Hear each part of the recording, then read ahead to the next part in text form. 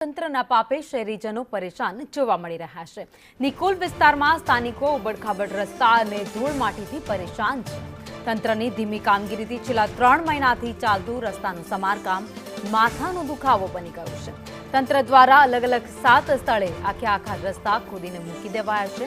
જીવનવાડીનો એક તરફનો માર્ગ આખો બંધ હોવાથી સ્થાનિકોને હાલાકી ભોગવવાનો વારો આવ્યો। નિકોલ વિસ્તારના લોકો અનેક સમસ્યાથી ત્રાહિમામ પોકારી ઉઠ્યા છે। પહેલા ગોપાલ ચોકમાં ગટરના પાણીનો ભરાવો અને ત્યારબાદ આખા નિકોલ વિસ્તારની અંદર અલગ અલગ 7 જગ્યાઓ ઉપર આ પ્રકારે બિસ્માર રોડ રસ્તાથી હાલ વાહન ચાલકો હેરાન પરેશાન થઈ રહ્યા છે। જોઈ શકાય છે કે આખો રસ્તો છે તે ઉબડખાબડ છે, આખો રસ્તો જ ગાયબ થઈ ગયો છે તેવી પરિસ્થિતિ છે કે જે અહીંયા સામે આવી રહી છે। અને આ જ ઉબડખાબડ રસ્તામાંથી પસાર થતી વખતે વાહન ચાલકોને પણ કેટલીક મુશ્કેલીનો સામનો કરવો પડે છે કે 4 મહિનાથી બધું ગોકળ ગતિએ ચાલે છે। એટલે હવે તો પબ્લિકને પશ્ચિમ વિસ્તારમાં આ વસ્તુ નથી થતી, એ બધાને દેખાય છે અને બધા જઈએ છીએ, સિટીમાં જ બધા નોકરી કરવા જાય છે, બધા જોવે જ છે।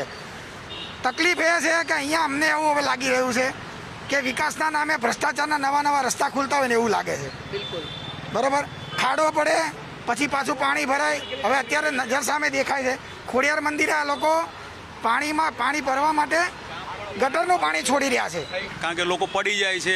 અમારે જે ઉંમર લાયક હોય એ બી પડી જાય છે ગાડીઓ લઈને। આ જે પૂરું થયું એને તો પાછળ રીસર્ફેસ કરો। અને બીજું કે આ પૂર્વ વિસ્તારમાં આવું છે, પશ્ચિમ વિસ્તારમાં તમે જુઓ કે આવું છે ક્યાંય? એક પણ જગ્યા બતાવો પશ્ચિમ વિસ્તારમાં આવું હોય તો?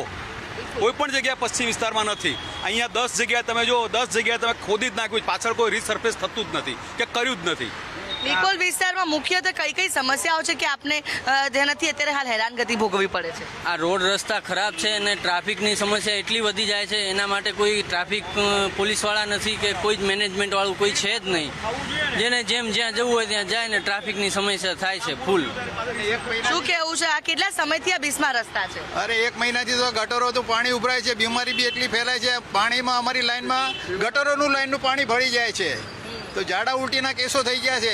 બોટલો લાવીને બહારથી લાવીને અમારે ફિલ્ટરની બોટલો લાવીને પીવું પડે છે, ટેન્કરો મંગાવવા પડે છે। અત્યારે આટલી બધી પરિસ્થિતિ ખરાબ થઈ ગઈ છે કે પબ્લિક એટલી બધી હેરાન થઈ ગઈ છે કે હવે શું કરવું શું નહીં, અને કોઈ દેખાતું નથી, નેતાઓ કે ના કોર્પોરેટરો ને કોઈ।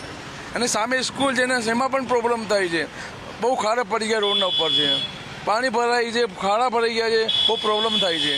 બિલકુલ, તો જે રીતે ઉબડખાબડ રસ્તાથી હાલ લોકો ત્રાહિમામ પોકારી ઉઠ્યા છે, વાહન ચાલકોને અહીંયાથી પસાર થવામાં અનેક મુશ્કેલીનો સામનો કરવો પડે છે। અને ખાસ કરીને નિકોલ વિસ્તારની અંદર 7 અલગ અલગ એવા લોકેશન છે કે જ્યાં રસ્તાની હાલત ખૂબ જ દયનીય છે। ગોપાલ ચોકમાં ગટરના પાણીનો ભરાવો તો બંધ થયો, પરંતુ તેને સ્થાને અન્ય કેટલાક સોસાયટીઓની અંદર હવે ગટરના પાણી બેક મારવા લાગ્યા છે। એટલે કે એક નહીં બે નહીં પરંતુ અનેક સમસ્યાનો સામનો નિકોલ વાસીઓ કરી રહ્યા છે, જેને લઈને પોતાનો રોષ પણ ઠલવતા જોવા મળી રહ્યા છે। કેમેરા પર્સન મનીષ વાણિયા સાથે આયુષી યાજ્ઞિક, સંદેશ ન્યૂઝ, અમદાવાદ।